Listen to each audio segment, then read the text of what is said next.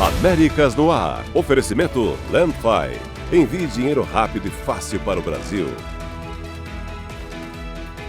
Uninter. A melhor faculdade para brasileiros nos Estados Unidos. Acesse uninteraméricas.com e inscreva-se já.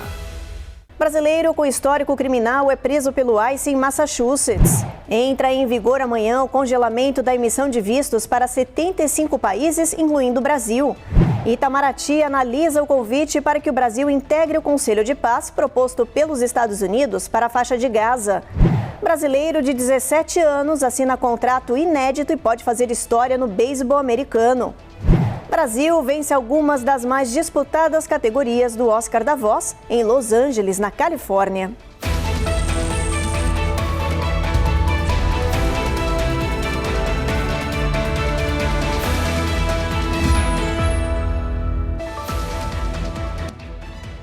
Olá, o Jornal Américas no Ar está começando. Um brasileiro foi preso pelo ICE em Massachusetts. Segundo as autoridades, ele tem um histórico extenso de acusações graves e agora está sob custódia federal. O brasileiro Felipe Medeiros dos Anjos foi preso em Massachusetts após uma operação de fiscalização migratória. O ICE informou que ele tem histórico extenso de crimes e acusações como agressão a uma criança com lesões, estrangulamento, agressão com veículo, dirigir sob influência de álcool, intimidação de testemunha e até mandado de prisão em aberto. A detenção foi confirmada pelo ICE de Boston, que informou que Felipe está agora sob custódia federal e deve passar por audiências administrativas que podem resultar em deportação. O ICE não divulgou detalhes sobre o local exato da captura nem sobre os próximos passos do processo, mas disse que a investigação continua e que outros envolvidos podem ser identificados nos próximos dias. Entra em vigor amanhã o congelamento da emissão para certos tipos de visto de 75 países, incluindo o Brasil. A medida foi anunciada pelo governo norte-americano como norma de segurança migratória. O repórter Eliseu Caetano explica pra gente o que muda na prática a partir de amanhã. Esse congelamento não atinge vistos de turismo ou de negócios, mas afeta diretamente quem tinha planos de morar nos Estados Unidos. A partir de amanhã, não serão mais analisados nem emitidas novas residências temporárias ou permanentes. Para evitar, na verdade, que esses novos imigrantes venham para cá e comecem a usufruir desses benefícios, né, de assistencialismo imediatamente, sem que realmente tenham contribuído para os corpos públicos americanos. Estão na lista 75 países, da África, Oriente Médio, Ásia e América Latina, incluindo o Brasil. Esse processamento ficará bloqueado e por tempo indeterminado para a revisão das regras de segurança e também de controle migratório. As autoridades afirmam que querem garantir que os futuros imigrantes não se tornem encargos públicos, ou seja, que não fiquem dependentes de programas sociais ou de benefícios do governo daqui dos Estados Unidos. Começando amanhã, 21 de janeiro, o Departamento de Estado suspenderá a emissão de vistos de imigrante para cidadãos de alguns países, incluindo o Brasil. Imigrantes desses países apresentam um risco elevado de receber benefícios públicos nos Estados Unidos.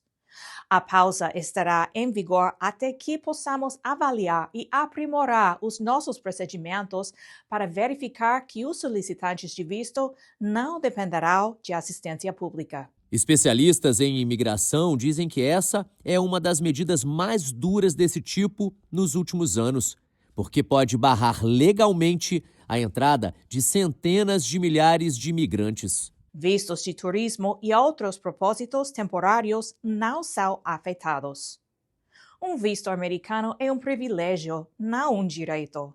Sob a administração do presidente Trump, estamos priorizando a segurança do povo americano e os nossos interesses nacionais. O que muda na prática é que 75 países, na verdade, não terão, na verdade, os seus green cards emitidos. Então, haverá uma suspensão temporária, tá? Essa é uma suspensão temporária para reajuste de normas administrativas internas e de diretrizes que serão reavaliadas e reestruturadas para que esses green cards possam ser emitidos para as pessoas que estão vindo para os Estados Unidos para imigrar.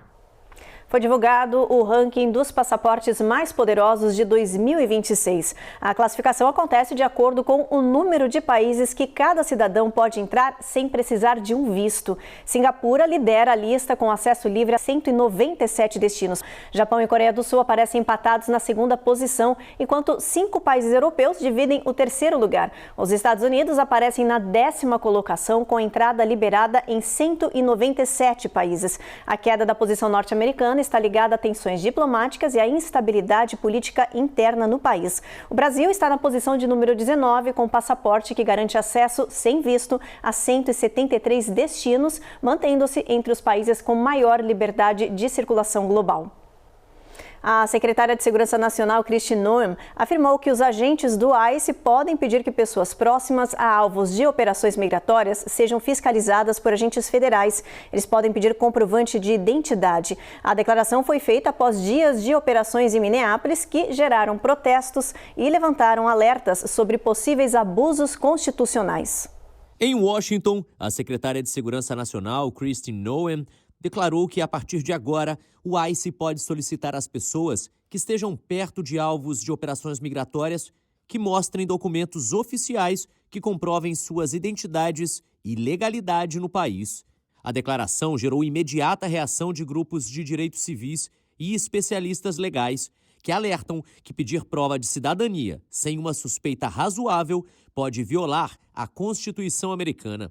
Manifestantes em Minneapolis afirmam que a ação cria um clima de medo entre imigrantes e pessoas de comunidades latinas e africanas, que temem ser abordadas mesmo sem ter relação com os alvos das operações. Noem defende que a medida é necessária para garantir a segurança dos agentes e também a eficácia das ações, mas não detalhou como essas verificações serão feitas e nem quais limites legais serão seguidos. No próximo bloco, Itamaraty analisa o convite para que o Brasil integre o Conselho de Paz proposto pelos Estados Unidos para a faixa de Gaza. E o governo republicano completa um ano com o país dividido por políticas externas e internas polêmicas. Trump falou em coletiva sobre o aniversário de mandato.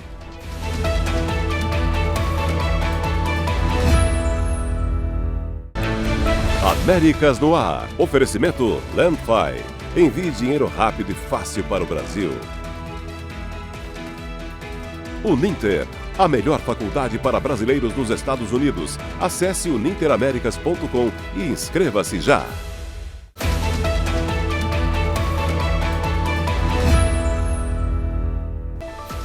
Um ano após voltar à Casa Branca, Donald Trump enfrenta um cenário forte de polarização, tensões internacionais e impactos econômicos do tarifaço. O governo defende que está cumprindo promessas, mas pesquisas mostram um país dividido por causa das polêmicas políticas internas e externas. Foram mais de 200 decretos executivos, a revogação de quase 80 medidas da era Biden e uma série de ações de alto impacto que aprofundaram a divisão no país. Na política externa, Trump reforçou a ideia de paz pela força, ordenou a operação para capturar Nicolás Maduro, elevou tensões com a Europa ao insistir na anexação da Groenlândia e mediou o cessar-fogo entre Israel e Hamas, agora na segunda fase. Guerra da Ucrânia e Rússia continua sem acordo. Também lançou a doutrina Monroe, uma releitura da doutrina Monroe, redefinindo o papel dos Estados Unidos no hemisfério ocidental. Na imigração, o governo prendeu e deportou mais de 622 mil pessoas em operações do ICE que geraram críticas, protestos e forte divisão partidária. Pela primeira vez em 50 anos, o país registrou migração líquida negativa. Trump também reestruturou o governo federal com o DOGE, demitindo milhares de funcionários. Na economia, impôs tarifas amplas que provocaram queda de 3,1 trilhões de dólares no mercado. O desemprego caiu para 4,4%.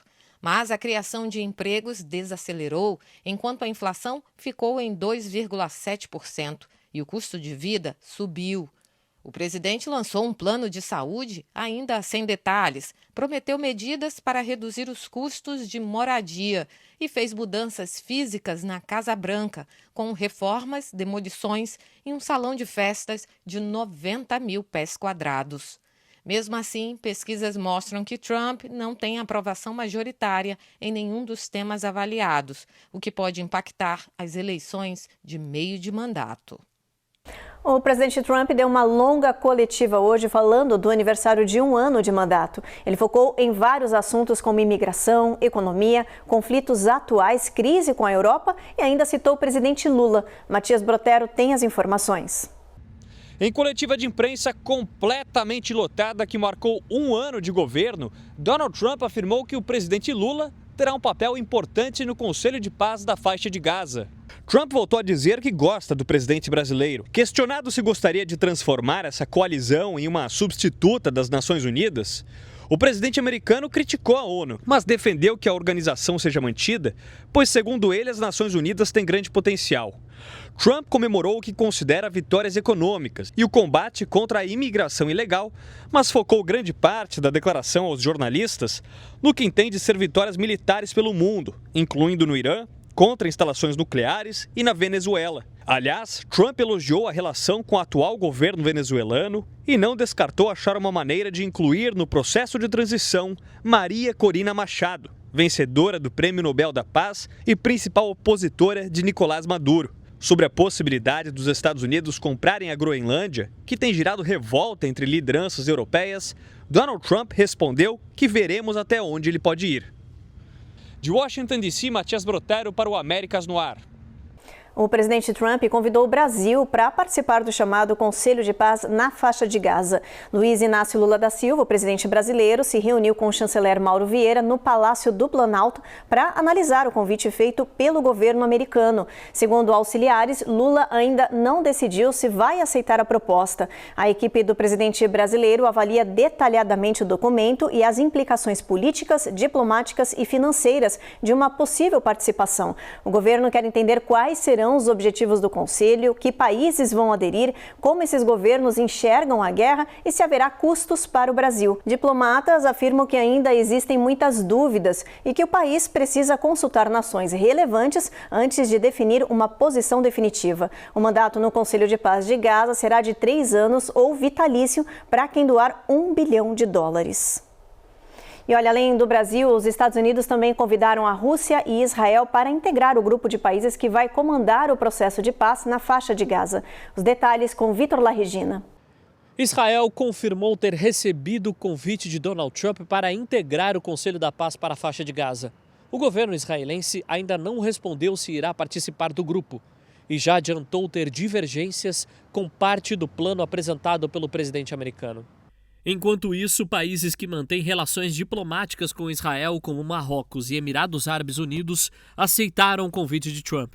Já o presidente ucraniano Volodymyr Zelensky afirmou que, embora diplomatas do país avaliem a proposta, seria difícil imaginar a Ucrânia junto à Rússia em qualquer tipo de conselho. Moscou também analisa a participação no grupo. Horas após a França dizer que irá recusar o convite do governo americano, o presidente Trump anunciou que vai impor tarifas de 200% sobre vinhos e champanhes franceses. Essa é uma tentativa de pressionar o presidente Emmanuel Macron a aderir ao grupo que tem como foco, num primeiro momento, a faixa de Gaza, mas depois deve monitorar outros conflitos. O governo francês disse que as tarifas são uma chantagem. De Tel Aviv, Vitor Larregina para o Américas no Ar. A seguir, irmãos brasileiros apadrinhados por Valentino podem receber parte da herança do estilista italiano. E ainda, infectologista brasileiro assume alto cargo da OMS sobre estudo e combate a doenças tropicais.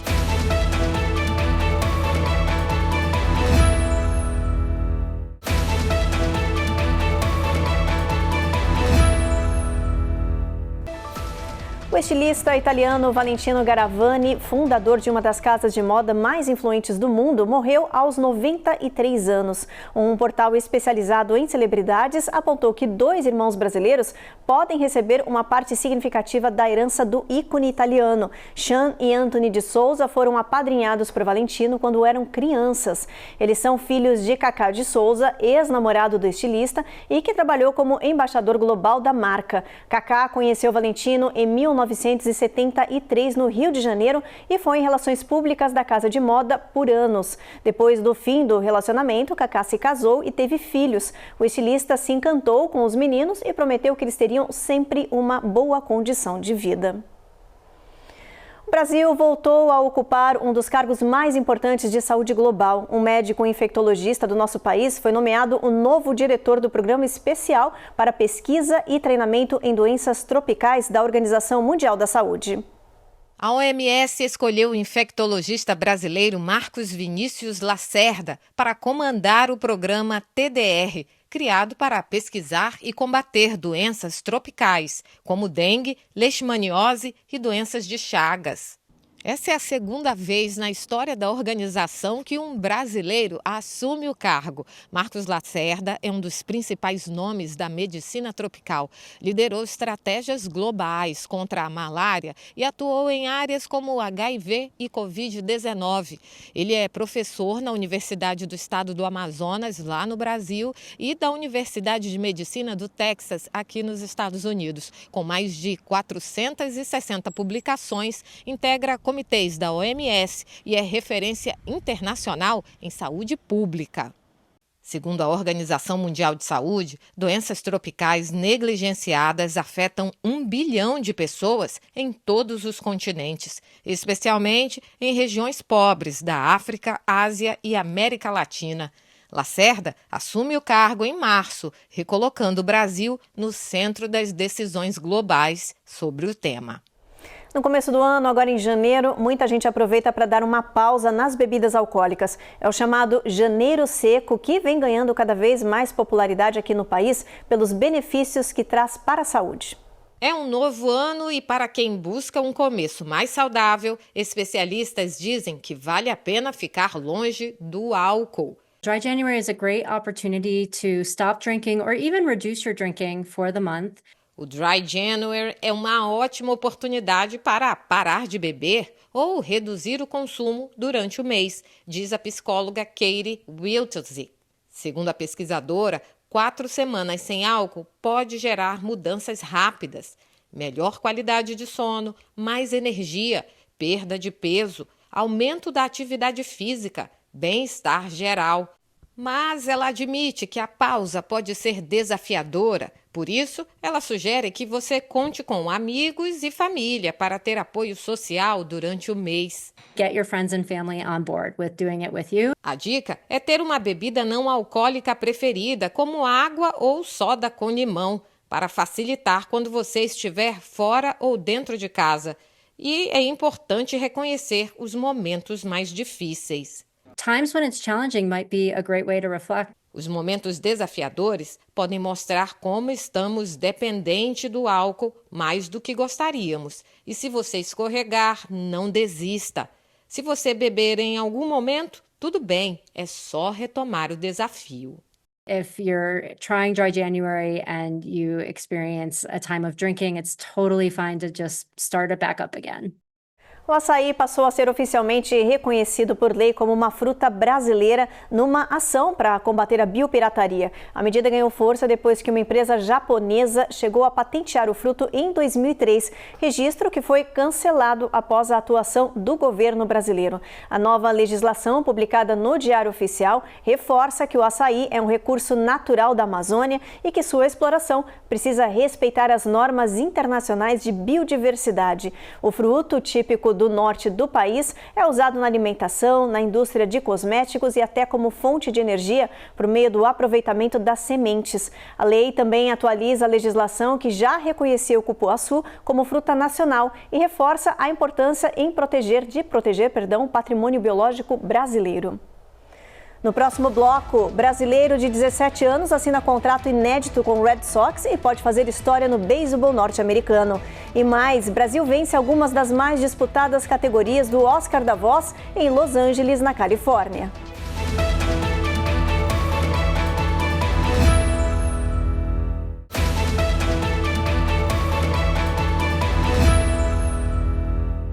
O brasileiro João Fonseca foi eliminado na estreia do Australia Open em partida disputada na noite de ontem, 19 de janeiro, em Melbourne. O jovem de 19 anos enfrentou o norte-americano Elliot Spizzirri e perdeu por 3-1. Fonseca até reagiu no segundo set, mas voltou a sentir dificuldades físicas e dores no corpo.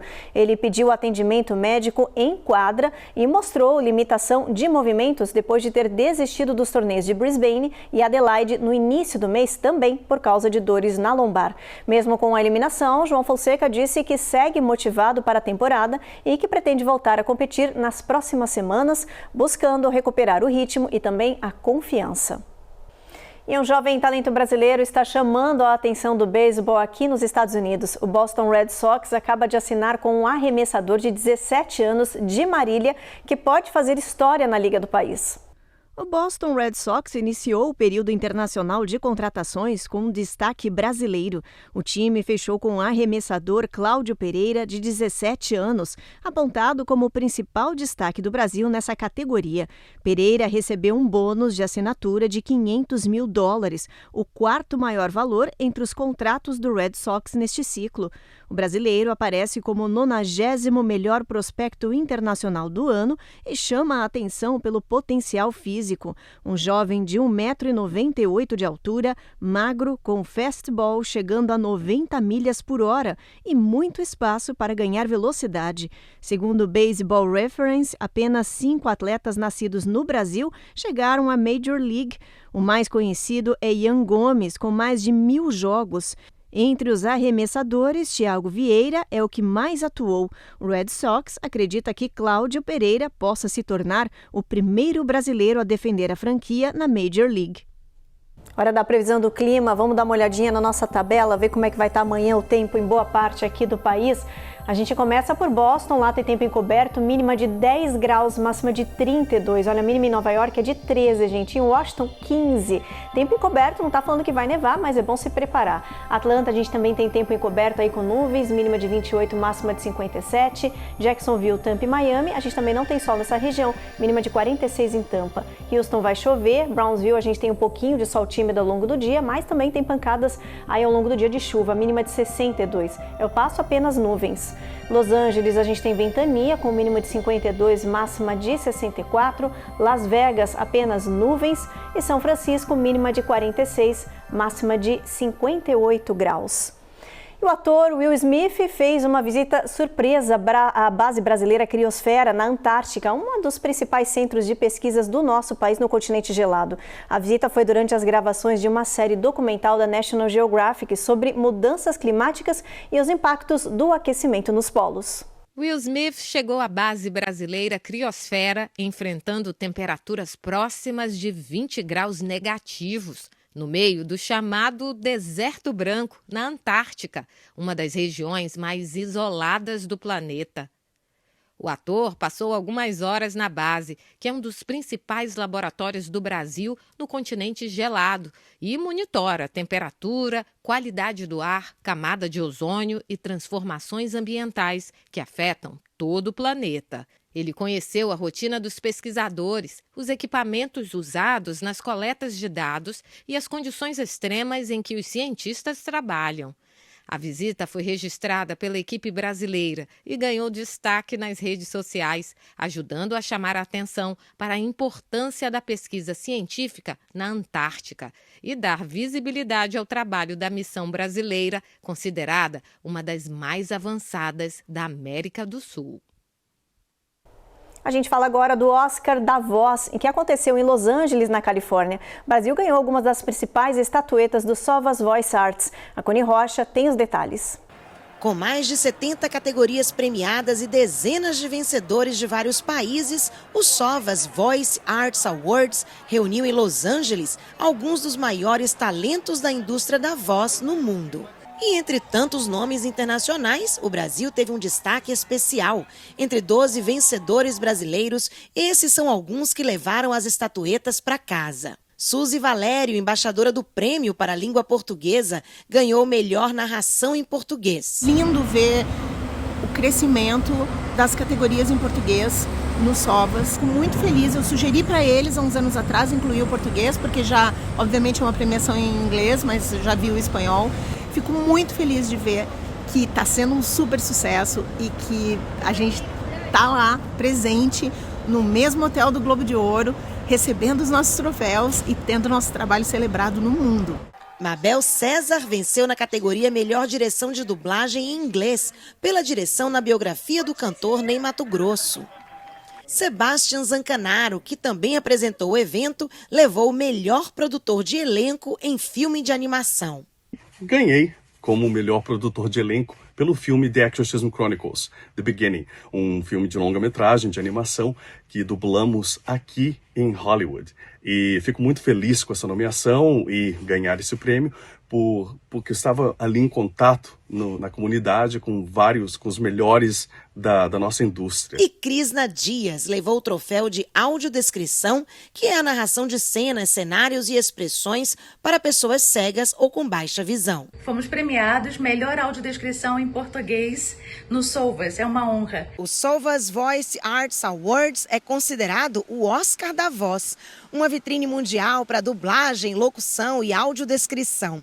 Vencer nesta premiação significa ganhar o reconhecimento máximo da categoria, um título que abre as portas e projeta os profissionais para grandes estúdios, produtoras, plataformas de streaming, audiobooks e muito mais. O Jornal Américas no Ar, então, termina agora. A gente agradece a sua companhia e te espera novamente na próxima edição. Até lá!